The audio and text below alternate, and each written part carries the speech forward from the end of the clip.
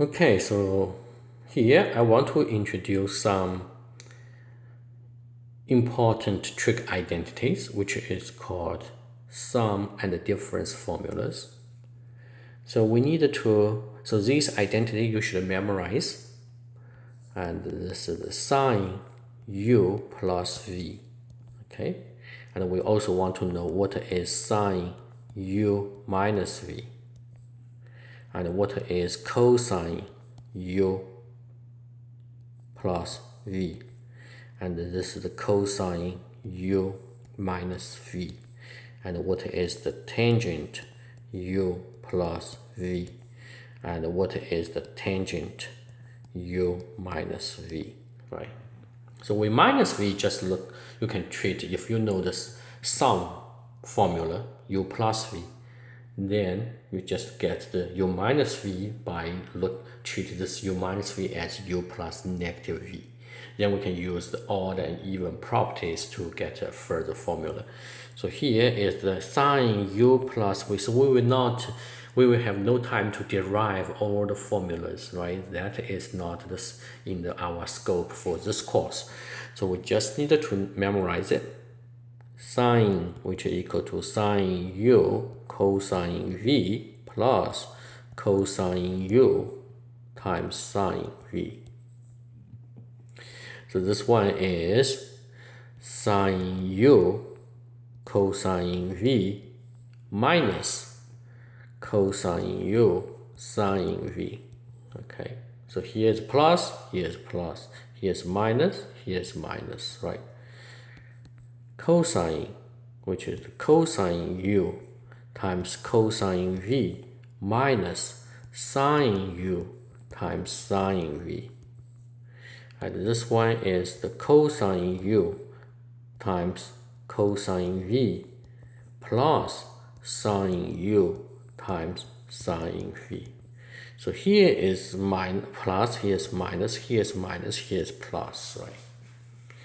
And the tangent would be tangent u plus tangent v over 1 minus tangent u times tangent v. And tangent u minus v would be tangent u minus tangent v over 1 plus tangent u times tangent v. Okay, so in this part, we want to use these formulas. So you need to do a lot of homework, exercise to be familiar with these formulas. Let's look at some examples. Sine pi over 12. So we know pi over 12 is not a specific angle, right? However, pi over 12 can be written as the difference between two special angles, right? So pi over 3 minus pi over 4. So sine pi over 12 is actually equal to sine pi over 3 minus pi over 4. So we can use the difference formula, which is the sine pi over 3 times cosine pi over 4 minus cosine pi over 3 times sine pi over 4, right, which is this formula. Okay, so this one is square root 3 over 2 times square root 2 over 2 minus, this is the 1/2 times square root 2 over 2. Okay, if you put together, it would be square root 6 minus square root 2 over 4. So this is the exact solution, not approximation, okay? If you use a calculator, you will get approximation, but this is the exact number, right? Look at this one, tangent 17 pi over 12. And we notice that, so here is you should do some decomposition. It is actually pi over 8 pi over 12 plus 9 pi over 12, right? So if you simplify, it would be tangent 2 pi over 3 plus 3 pi over 4, right? So these are the two special angles because the reference angle is one is pi over 3, the other one is pi over 4. So we can calculate the exact numbers, right? So it becomes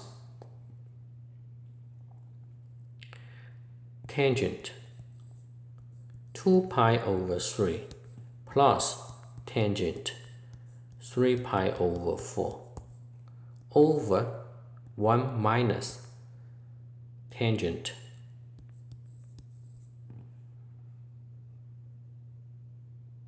2 pi over 3 times tangent 3 pi over 4. Okay, so we calculate. So at this stage, you should calculate the number directly. Okay, just keep in mind the reference angle should be pi over this one. The reference angle should be pi over 3. So tangent of pi over 3 is what? Square root 3, right? Square 3. So, but 2 pi over 3, the tangent should be in the second quadrant. It should be negative number, so it's negative. Right? You should get this number quickly. And this is the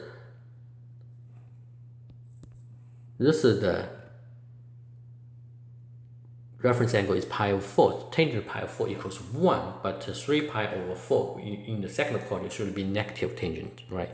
It's this one. So it's 1 minus negative square root 3 and the negative 1. So you will have negative square root 3 minus 1 over 1 minus square root 3.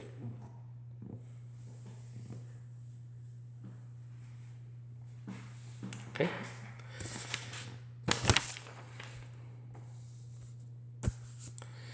So now let's look at more complicated one. So given sine alpha is equal to 3 over 5, where alpha is between pi over 2 to pi, so in the second quadrant. And also given tangent beta is equal to negative square root 5, where beta is from negative pi over 2 to 0. So we need to find the sine alpha minus beta and the tangent alpha plus beta, okay? So to get a sine alpha minus beta from the formula, we should know the sine alpha, right? And we also should know the cosine alpha. We should know the sine beta and the cosine beta, right? Okay, so the idea is 3 over 5 in the second quadrant. Okay, sine 3 over 5 in the second quadrant. So we can use this. So the terminal side alpha would be here, right? This is our alpha, the terminal side of this alpha. Of course, yeah, this is the terminal side. This is the alpha. So we have a point.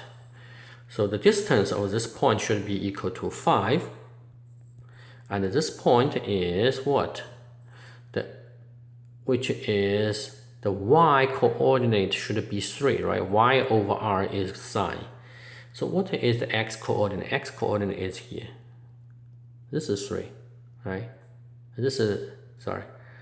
Yeah, this is, y coordinate is 3, sorry. Here is not 3. So if you use this, so this part is negative 3, but the length is 3, right? Length is 3. So we can use the trig identities, no, not trig, sorry, Pythagorean theorem for this right triangle. It would be 4, right? This side should be 4, but it's on the negative x-axis, so it's negative 4 here. So this part is negative 4. So you can get cosine alpha should be equal to what? Equal to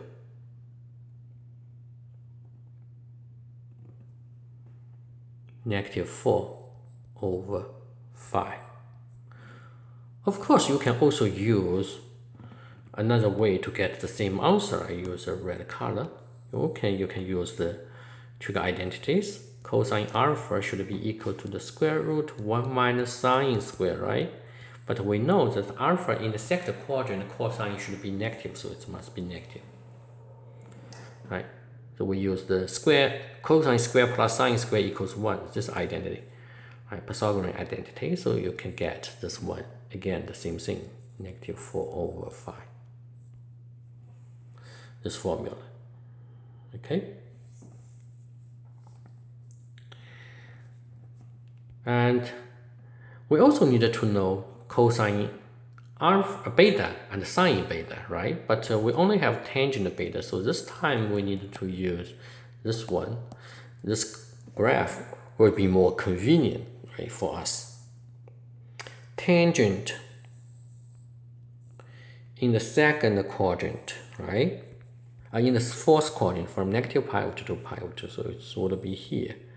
So this is our beta, the negative. So we have a point which is, this is the y over x, right? Y over x. So it can be written as, so here, y should be negative number, right? Which is negative square root 5 over x equals 1, right? So this can be treated as negative square root 5 divided by 1, right?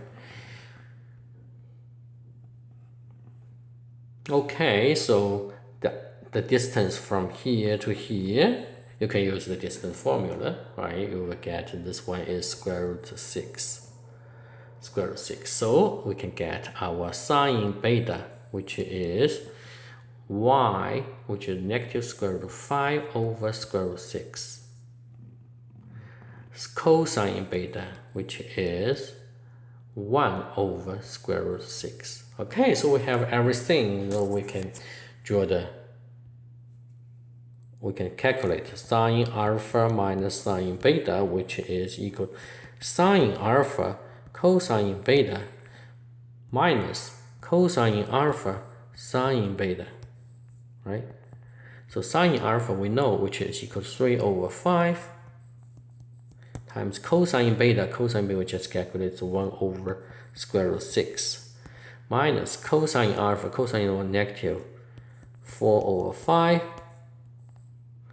then times sine beta is negative square root 5 over square root 6. If you combine together, it would be 5 square root 6, and here top is 3 minus 4 square root 5. Okay, so similar thing, you can have the tangent, right? Tangent alpha plus beta, right? So tangent alpha plus beta, you need to have the tangent alpha, we know. Tangent alpha, we don't know, we only don't know tangent beta. So the tangent alpha is, which is equal to sine alpha over cosine alpha, right? So which is sine alpha is equal to 3 over 5 divided by cosine alpha is equal to negative 4 over 5. Negative 4 over 5. So which is negative 3 over 4. Or you just use this one, right? Since we know this point is negative 4, 3, so it's y over x, so it's 3 over negative 4. Right, so it's negative 3 over 4, the same thing. So then you have everything. You have tangent alpha plus tangent beta over 1 minus tangent alpha times tangent beta, right? If you're plugging everything, then you can check by yourself. I give you the solution. Okay. So now let's look at this example. Cosine arc tangent 1 plus arc cosine x. Okay. So arc cosine represents an angle. Arc tangent is also angle. So this is the sum of two angles, right? So you use the sum formula. So which is the cosine arc tangent 1 times cosine arc cosine x minus sine arc tangent 1 times sine arc cosine x, right? Okay, so we know arctangent of 1 equals pi over 4, so this is cosine pi over 4. Cosine arc cosine x would be equal to x, right? This is the inverse function property. Minus sine, this is the sine pi over 4, right? Times sine arc cosine x, right? So we use a triangle to help you. So this is the angle if we let this part to be our u, right?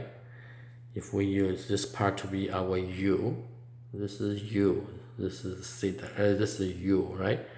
So cosine u should be equal to x. That means cosine u, I use another color, a box it. So cosine u should be equal to what? Equal to x. So this side is x, this side is 1. So this side is what? Is 1 minus x squared, right? Okay, so our sine is 1 over 1 minus x squared divided by 1, right? So this is 1 minus x squared divided by 1.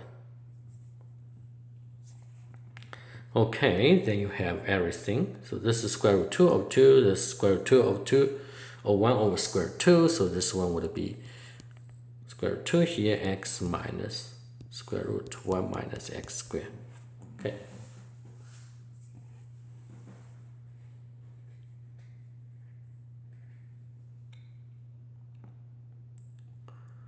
So here we assume x is positive, right?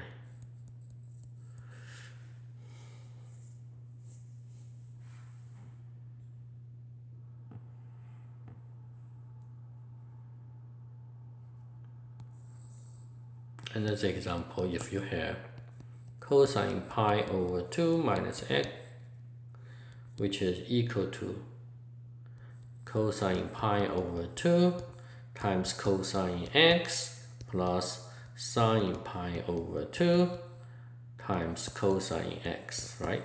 The cosine pi over 2 equals 0, so 0 times this, so this term is 0, plus this is 1 times cosine. Sorry, here it should not be cosine, here it should be sine, right?